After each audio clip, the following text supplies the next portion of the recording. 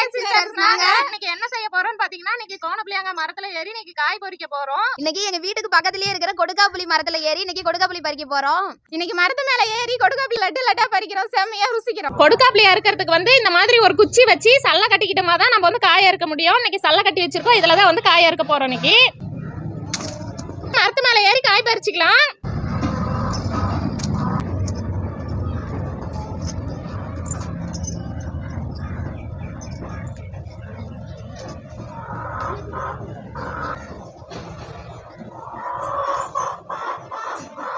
காய் பறிக்கலாம். இங்க இருந்து பறிக்க போறோம் நம்ம. சொல்லுங்க.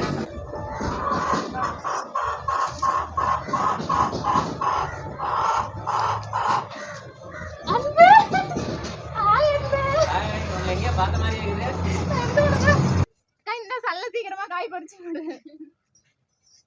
சல்ல வெயிட்.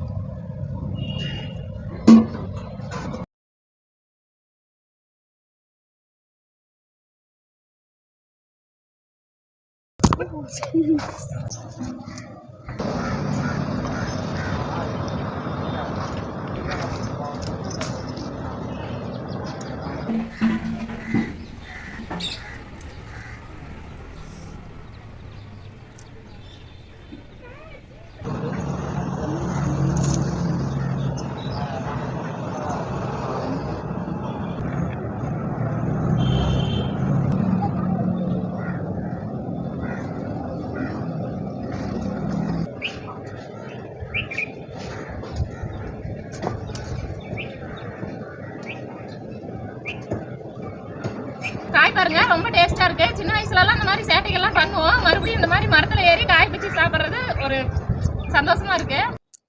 நல்லா இனிப்பா இருக்கு காய். சின்ன வயசுல இந்த மாதிரி கொடுக்காப்புளி காய் பறிக்கிறதுக்காக நாங்க மரமா ஏறிட்டு இருப்போம். அதுக்கப்புறம் ரொம்ப நாளா இடைவேளை விட்டுட்டோம். நாங்க ஏறாமலே இருந்த மரம் இன்னைக்குதான் வந்து மரம் ஏறி இருக்கோம். ஒரு ரொம்ப நாள் கழிச்சு ஏறுறதுனால ஒரு மாதிரியா இருக்கு மரம் ஏற. இருந்தாலும் ரொம்ப சந்தோஷமா இருக்கு.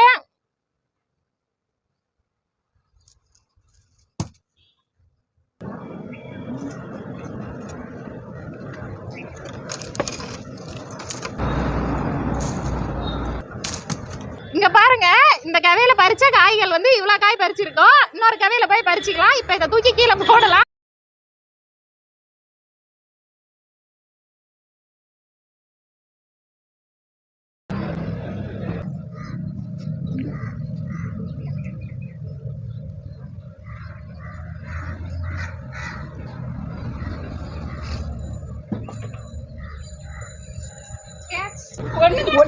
ஒண்ணு பிடிச்சேன்.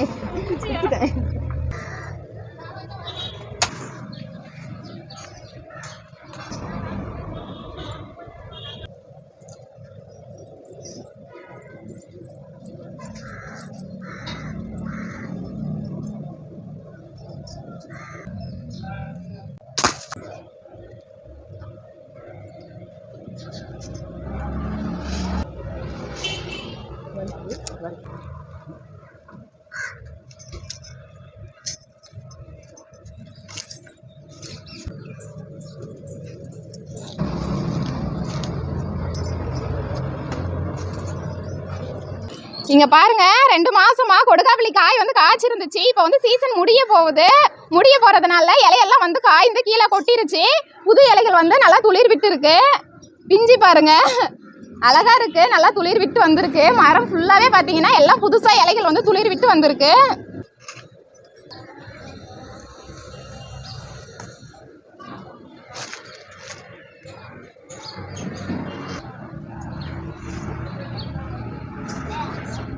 காயெல்லாம் பறிச்சாச்சு. இப்ப வந்து இறங்க போறேன்.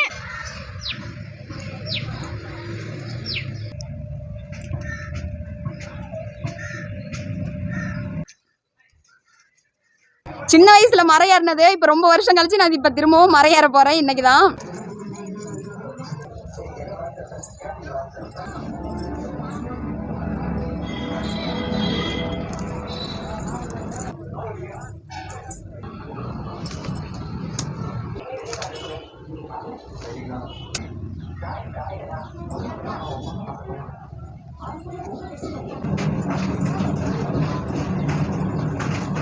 வெற்றிகரமா ஏறி முடிச்சிட்டேன். ஏறி இறங்கிட்டு இருக்கிறேன்.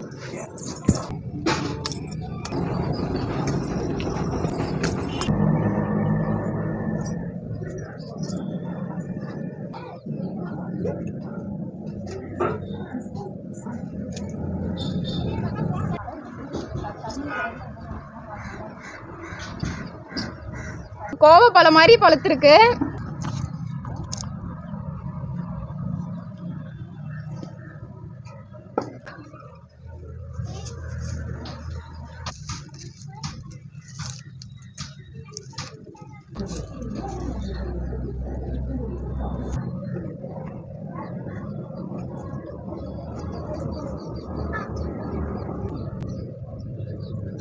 இந்த கொடுக்காப்புளி காய் பாத்தீங்கன்னா சின்ன வயசுல ஸ்கூல் பக்கத்தால கட்லு கடை போட்டு விற்பாங்க. இது வந்து ஒரு சாதாரண காய் கிடையாது. இதுல பாத்தீங்கன்னா அதிகப்படியான சத்துக்கள் இருக்கு. இதுல வந்து நார் சத்து அதிகம் இருக்கு, இரும்பு சத்து அதிகமா இருக்கு, வைட்டமின் ஏ அதிகமா இருக்கு. இந்த காய்கள் வந்து அதிகமா சாப்பிட்றதுனால எலும்பு தேய்மானம் குறைவாகும். அதாவது நம்ம மூட்டுல வந்து மூட்டு வலி ஏற்படும், சவ்வுகள் எல்லாம் தேஞ்சிரும். அதுக்கு வந்து இந்த காய்கள் அதிகமா சாப்பிட்டோம்னா சவ்வு தேய்மானங்கள் வந்து குறையும். கண்டிப்பா வாங்கி கிடைச்சிச்சுன்னா சாப்பிடுங்க. இந்த கொடுக்காப்புளியில கால்சியம் சத்துக்கள் ரொம்ப அதிகமா இருக்கு. எல்லா வகை காய்களோட இந்த காயில தான் ரொம்ப அதிகமான சத்துக்கள் இருக்கு, கால்சியம். நாங்க ஸ்கூல் படிக்கும் போது நிறைய வாங்கி சாப்பிட்டுருக்கோம். மரத்துல ஏறி பறிச்சும் சாப்பிட்டுருக்கோம். ரொம்ப நல்லா இருக்கும். உங்க வீட்டுக்கு பக்கத்துல கொஞ்சம் காலி இடம் இருந்தா கூட பரவாயில்ல, ஒரு செடி வச்சு விடுங்க. அதுவே பாத்தீங்கன்னா உங்க குடும்பத்துக்கு தேவையான காய்களை கொடுக்கும். கொடுக்காப்புளியோட செல்ல பேர் என்னன்னு பாத்தீங்கன்னா ஏழைகளின் ஆப்பிள்னு சொல்லுவாங்க. இது வந்து 3 சுவை வந்து கலந்துருக்கும். என்னன்னு பாத்தீங்கன்னா இனிப்பு சுவை, புளிப்பு சுவை, துவர்ப்பு சுவை, இது 3மே கலந்து ரொம்ப சுவையாவும் இருக்கும். இந்த கொடுக்காப்புளியோட காயோட பேர் வந்து கோணப்புளியாங்க. கொடுக்காப்புளி அப்படின்னு எல்லாம் சொல்லுவோம் எங்க ஊர்ல. உங்க ஊர்ல என்ன சொல்லுவீங்கன்னு கமெண்ட்ல சொல்லுங்க.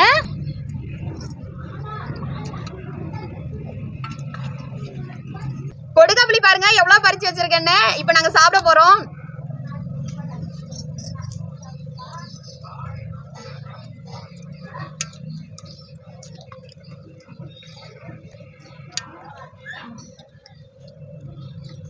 நன்றி, வணக்கம். அடுத்த வீடியோல சந்திக்கலாம்.